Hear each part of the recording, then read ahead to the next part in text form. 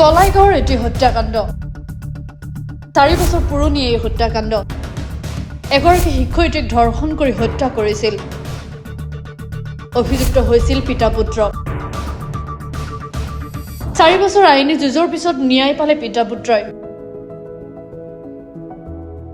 তথ্যসূত্ৰে 2020 চনৰ জুলাই মাহত ওদালগুৰি জিলাৰ কলাইগাঁৱত এগৰাকী শিক্ষয়িত্ৰীক ধৰ্ষণ কৰি হত্যা কৰাৰ ঘটনা সংঘটিত হৈছিল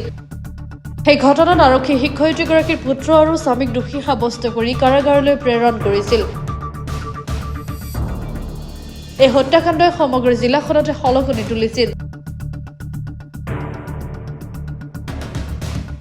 হত্যাকাণ্ড সংঘটিত হৈ যোৱা 4 বছৰৰ অন্তত আদালতে ন্যায় দিলে পুত্ৰ হিৰকজ্যোতি বৰুৱা আৰু স্বামী উপেন্দ্ৰ বৰুৱাক নিৰ্দোষী বুলি ওদালগুৰি জিলা সত্ৰ ন্যায়াধীশৰ আদালতে দুয়োগৰাকীকে নিৰ্দোষী বুলি ন্যায় দিলে পুত্ৰ হিৰকজ্যোতি বৰুৱাই ন্যায়ালয়ৰ এই ৰায়ক কৃতজ্ঞতা জ্ঞাপন কৰিছে 2020 চনত মোৰ মাতৃৰ মৃত্যুত আমাক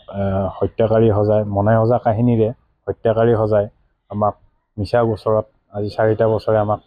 দীঘলীয়া এটা আইনী প্ৰক্ৰিয়াৰ মাজত পৰি আজি আমি ন্যায় পালোঁ আমি বিশেষকৈ আদালতখনক বিশেষকৈ সদায় কৃতজ্ঞ হৈ ল'ম আৰু লগতে মই আমাৰ অধিবক্তা গুৱাহাটী উচ্চ ন্যায়ালয়ৰ অধিবক্তা অংশুমান বৰা ছাৰক বহুত বহুত ধন্যবাদ জনাইছোঁ তেওঁ এই বিষয়ত গুৰুত্বপূৰ্ণ হিচাপে লৈ সকলো দিশ পুংখানুপুংখভাৱে চাই সকলো আজি ৰাইজৰ সন্মুখত অনাৰ বাবে সাৰ্থক হৈছে গতিকে মই বিশেষ একো নকওঁ ৰাইজক এইটোৱে কওঁ যে ৰাইজক এটা মিছা কাহিনীৰে ৰাইজৰ মাজত আমাক যেনেকৈ প্ৰতিষ্ঠিত কৰি আমাৰ ঘৰখনক লৈ মানে ৰাইজৰ আগত কলংকিত কৰিবলৈ অপচেষ্টা কৰিছিল আজি সকলোৱে এই বিষয়ে অৱগত যে আমাক মহামান্য আদালতে সকলো দিশ চাই আমাক ন্যায় প্ৰদান কৰিছে আৰু মই মোৰ মাৰ আত্মাক যাতে শান্তি পায় কাৰণ মোৰ যিহেতু মোৰ মাৰ মৃত্যুত এটা মিছা অপপ্ৰচাৰে আমাক এই ঘটনাৰ লগত জড়িত কৰাইছিল গতিকে মাৰ বিদেশী আত্মাৰ ওচৰত মই প্ৰণাম জনাইছোঁ সেই সময়ত যেনেকৈ তোমালোকৰ ঘৰ পুলিচে তদন্ত আঁতৰলৈ লৈ গৈছিল কেনেকুৱা ধৰণৰ হেৰি কৰিছিল এইবিলাক আৰু মই মনত পেলাব ইচ্ছা নাই কাৰণ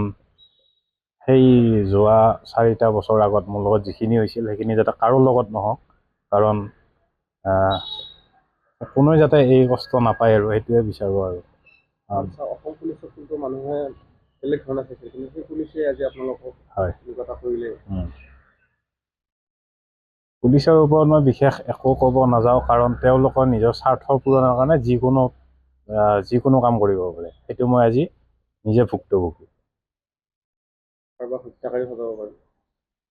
মোকে আজি হত্যাকাৰী সজালে মাৰ ওপৰত ইয়াৰ পিছত কি বিচাৰিবা নিশ্চয় ইয়াৰ পিছত মানে আমাৰ যিটো ক্ষতিপূৰণ হ'ল যিখিনি ক্ষতি হ'ল সেইটোতো আৰু ঘূৰাই আনিব নোৱাৰোঁ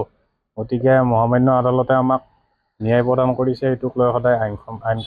আজি 4টা বছৰে আইনৰ ওপৰত বিশ্বাস কৰি আছিলোঁ আৰু আজি আমি ন্যায় পালোঁ কলাইগাঁৱৰ পৰা ৰমেন্দ্ৰ দম দাসৰ ৰিপৰ্ট গ্ল'বেল NE 24/7